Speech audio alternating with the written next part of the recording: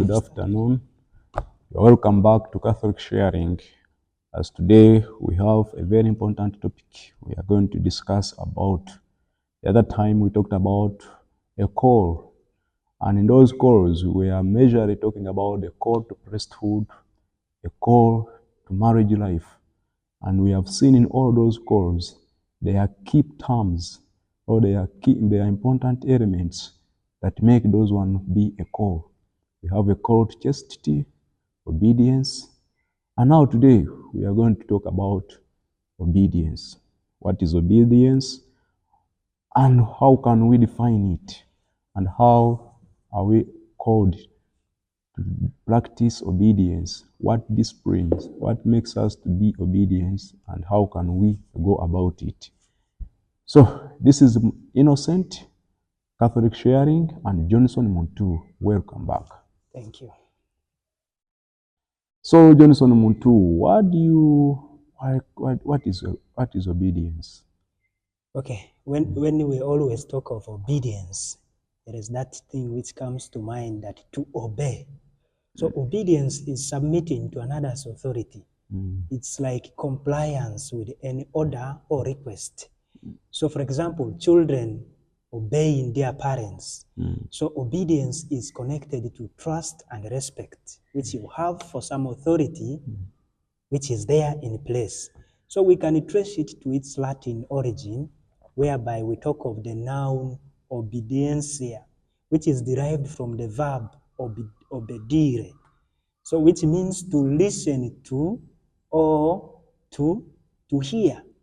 So the verb which is towards, together with the audire, which means to hear or to listen. So in simple terms, we will say obedience means listening to authority. Oh. Thank you. So we can say that your obedience is kind of surrendering yourself. Whereby submission comes in, compliance with the authority, with the set rules, with some kind of way of life which is expected of that particular life one is living. So where is that kind of obedience derived from? Does it have a link in the Bible, or? There is a lot of reference to obedience in the Bible. Yeah, obedience to God, even obedience to authority is traced right from the Bible.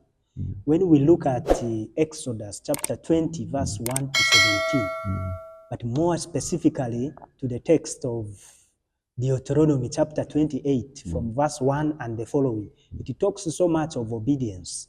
After giving the commandments to Moses, and Moses reading them to the Israelites, they were called to obey, to live by the precepts of the Lord. And in Deuteronomy chapter 28, verse 1 and the following, Moses lays before the people the rules, the commandments, the precepts, and even gives them the blessings which are derived from obeying what is set before them, and the curses which are associated with it. Okay. So that means obedience to God, listening to God. Then, even still in the Bible, obedience to authority is so much emphasized. By authority, we can mean the earthly leaders submitting, for example, our parents at home, whereby children are supposed to obey their parents. At schools, where students and pupils are to obey their teachers and their leaders who are there leading them.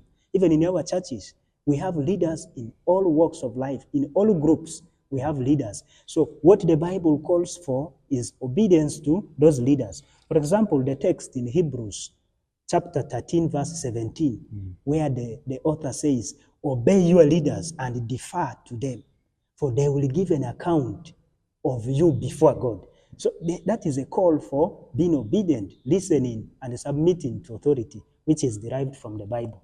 So the way the definition you are giving it from the Bible, it is as if that obedience calls for fear. Is it? No, obedience is not calling for fear. So what is it for? Obedience means you accept what is there and you submit freely.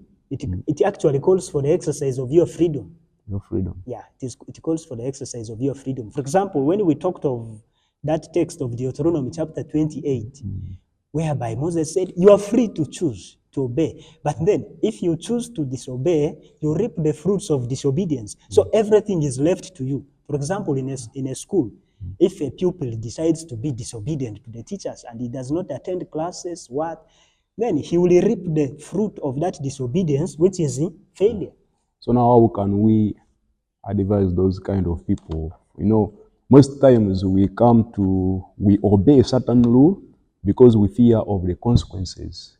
And those consequences are seen as punishment. Someone, maybe long time ago when we are in classes, primary and secondaries, you fail to go to class, they tell you to go and dig. As if showing that work is the punishment. You fail to do this, you are caned. So that brings that kind of element that to be obedience is to fear. So how can we also relate that aspect of obedience to the fourth law, commandment of God? Yeah, the fourth commandment of God says that you are to honor your parents and you honor your parents so that you may have a long life. So when we talk of obedience, there should be no aspect of fear. We should not think that somebody is imposing some rule on us, that it is external. I would go with Immanuel Kant, who says that we should do everything out of duty. That means I do it because it is my duty to do it, not because it is my responsibility. That means you accept it, you internalize what is there, you make it your own. For example, when the rule says, don't smoke, you bring that rule which says, don't smoke from the lawgiver outside, but make it your own. I will not smoke. So it becomes your own. That means you are able to obey it. But as we shall see later on, obedience is really a sacrifice. So it is something which calls for perseverance. So what does the church has to say about obedience? Because I think it is a rule, it's thing which the church has adopted, and it is also encompasses all its cause. Yes. So what does the church has to say about obedience? Actually, the few things we have said can be taken as the stand of the church, but we can refer on to the Catechism of the Catholic Church, numbers 208 to 209, whereby the Catechism of the Catholic Church talks of God as the sovereign Lord, and all humanity is to obey him. And when we obey him, it is an act of worship. So the God who says that I'm the Lord your God, you shall not have other gods, love me with all your heart, with all your soul, with all your mind, with everything you have. This kind of commandment only comes possible when we obey. Because I don't think you are going to disobey somebody whom you love. Yeah, if you love him sincerely, the way it has been given to us in the golden rule, then we can certainly be obedient. Obedient to that person. So, what do you urge the Christians? Is it also Christians, are they supposed to obey? Are they supposed to be of God, or they obey oneself, or they obey their friends? Whom they are supposed to obey? Okay, for Christians, I would say obedience is a virtue which they should cultivate. In that, we would go with the teaching, with what St. Augustine says, that for us to live well is nothing other than to love God. Then, to love God means to obey him. That's what St. Augustine says. So, Christians should see obedience as a virtue which has to be cultivated.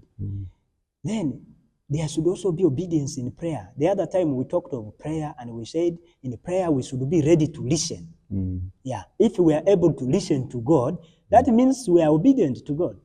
Because prayer being a two-way communication involving listening and obedience with our Latin derivatives, where we talked of the listening aspect, brings the prayer we are having to a reality. So obedience is a part and parcel of our prayer. Then obedience is also to be cultivated in our day-to-day living, in the moral aspect. Now, the moral life of a person is based on the teaching of the church, the commandments, the teaching of the church fathers, and so on. So in that, what the church says, be like this. In whatever place you are serving, you are to be obedient to your profession, first of all. You live your profession in line with the teaching of the church. So that means you live a virtuous life. So this is really, for me, what a Christian can pick from the point of obedience. So now, from that point of obedience, however much we have also seen, before we go on the last part, we have seen that obedience, it is the one which makes certain calls to be called calls, like a call to marriage, a call to priesthood. So how is that obedience help in the strengthening in the core of marriage? In the call of marriage, there should be obedience in that the wife submits to The husband. the husband, and the husband should love the wife. They should listen to each other. They should obey each other. That means there should be that kind of mutual relationship between them. So obedience helps in strengthening that relationship. Actually, this reminds me of something which somebody said, that a wife, before becoming a wife, should first of all be obedient, listen to his father, to her father. Then, when she is married, she should obey the husband. Even when the husband dies, she should obey the son who is there in the place of the husband, probably the first son in our cultural, in our African context. So obedience really strengthens relationship. Okay. Even priests are to be obedient. First of all, to their bishop, to their church, even to the Christians who are being entrusted to him. So obedience is really part and parcel of every Christian calling. Okay. So, do you have any saints that have talked about obedience? You know, we Catholics, we believe in saints, those who have gone there first, who are preparing for us. So, which saint now can we mirate? There are so many saints. Actually, the saints who have gone before us lived an obedient life. That's why they were able to make it. Because obedience leads to success. So, but particularly, I would like to go with the life of Sister Faustina. Because in her diary, there is something where it is written about obedience. That encounter where Jesus told her to go and do some fasting. But she should not go on to fast until she has talked with her superior. So when she went on to talk to her superior, the superior said no. So Sister Faustina was discouraged. But Jesus told her, I was there when you were talking to your superior, but listen to your superior. Yeah, that means be obedient to your superior. So Sister Faustina observed that obedience is an essential part of a Christian living. Actually, there is somewhere where she said that obedience is more significant than sacrifice. I mean, is more significant, is a sacrifice which is even greater than physical asceticism. You may fast, you may do all things, but if you are not obedient, your sacrifices, your fasting, your mortifications, all mean nothing. So really it is obedience which will do that. So she observed the three things that if we want to be obedient, we should do three things. So first of all, we should be humble. Humility really, I mean, obedience really calls for humility. Yes. Yeah, you are not going to be obedient if you cannot humble yourself, because you will see yourself ahead, so you're not ready to listen to others. Then you should trust. You should have trust for that authority which is put in place. And then you should be able to surrender, especially to the will of God. So that's what that's the saint who's...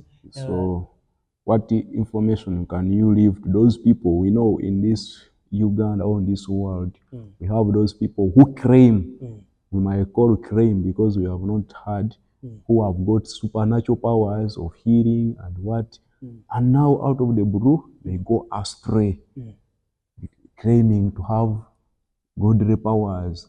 Even there are also, we can call some priests have rebelled to their bishops. They are doing their own things, claiming to have the supernatural powers. So how do you tell them to do? For me, I would really advise them to look at the example of Christ, who, though he was in form of God, did not count equality with God. God, you may be gifted with so many gifts, but if those gifts, you practice them without obedience, then you may be nothing. You may be a noisy gong, which may not mean anything to the people. So obedience is really the first thing. So you learn from Christ. Christ himself is God, but he humbled himself, became obedient even unto death. So he died on the cross. This is what St. Paul tells in the letter to the Philippians, Yes. chapter 2. So we really need to cultivate it in every aspect, whether you are in primary school, in a secondary, whatever institution, whatever life you are living, know that you have to be obedient to whatever structure you find, so that you don't take yourself as the superstar, but aim at something greater. So, our dear viewers, here we request you, you who are working, obey your bosses. You who are in class, in school, obey your teachers. You who are very rich, try to obey your parents. You who are married, obey your spouse. In whatever aspects of your life, try to be obedient. You also encouraged to obey your parents. You obey your children. Don't think that when you are a parent, you cannot listen to your children. You obey them because they are God-given.